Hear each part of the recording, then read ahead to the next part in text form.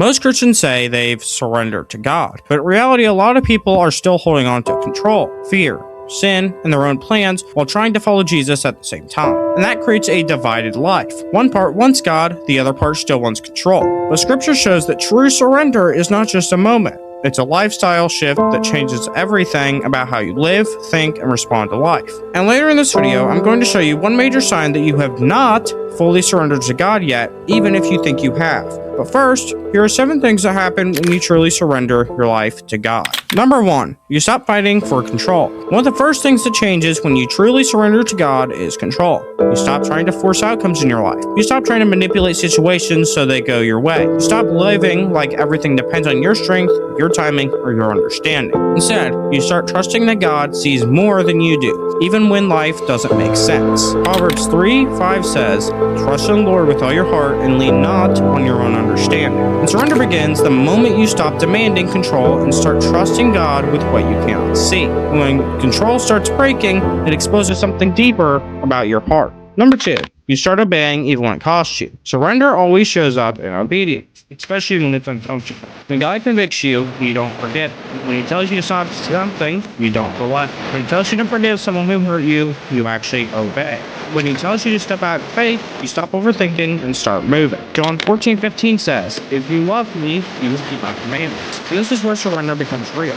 Not in words, but in a decision that costs you something. Because obedience is often the place where comfort, pride, and personal desire get challenged the most. And how you respond in those moments reveals how surrendered you really are. Number 3, you care less about approval from people. When you fully surrender to God, people's opinions slowly lose their authority over your life. You stop building your identity on approval. You stop chasing validation from friends, culture, or social media. You stop letting fear or rejection control your decisions. Galatians 1:10 says, "If I were trying to please people, I would not be a servant of Christ." Because surrender means God's approval becomes more important than anyone else's opinion. And when people stop being your source of identity, something else becomes more visible in your life, what you actually value most. Number 4, you start letting go of sin you once protected. There are things many people don't want to give up.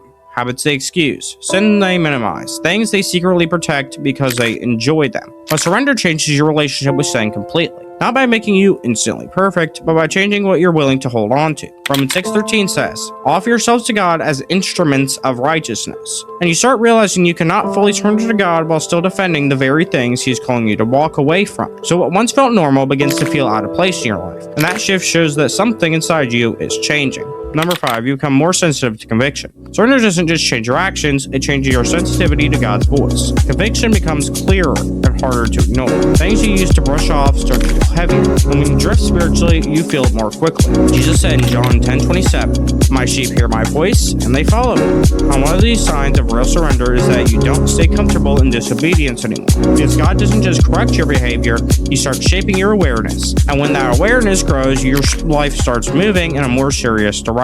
Number 6, you stop living in constant fear about the future. Surrender doesn't remove uncertainty, but it removes panic. You still don't know everything that's going to happen. You still face challenges, decisions, and unknown outcomes. But you stop carrying the weight of trying to control what only God can handle. Philippians 4:6 says, "Do not be anxious about anything." Because surrender is when you start believing that God is already present in your life, even when you are not. So instead of anxiety leading your decisions, trust begins to take its place. And that trust starts reshaping how you live day to day. Number 7, you stop treating Jesus like an addition and start treating Him as Lord. This is where everything comes together. Many people add Jesus into their life, like a part of their schedule, their habits, or their beliefs. But surrender means Jesus becomes the center of everything. Your decisions start going through Him, your relationships start being shaped by Him, your priorities start being reordered by Him, and even your future starts being submitted to Him. Luke 6:46 says, "Why do you call me Lord, Lord, and not do what I say?" And this is where surrender becomes very serious, because it's no longer about what you believe about Jesus, but whether your life actually reflects Him as Lord. This is exactly where the warning Jesus gave in Matthew 7 starts to connect, because the life that calls Him Lord but refuses to surrender is the same kind of life He says, "I never knew you" to. Because here's the connection most people miss.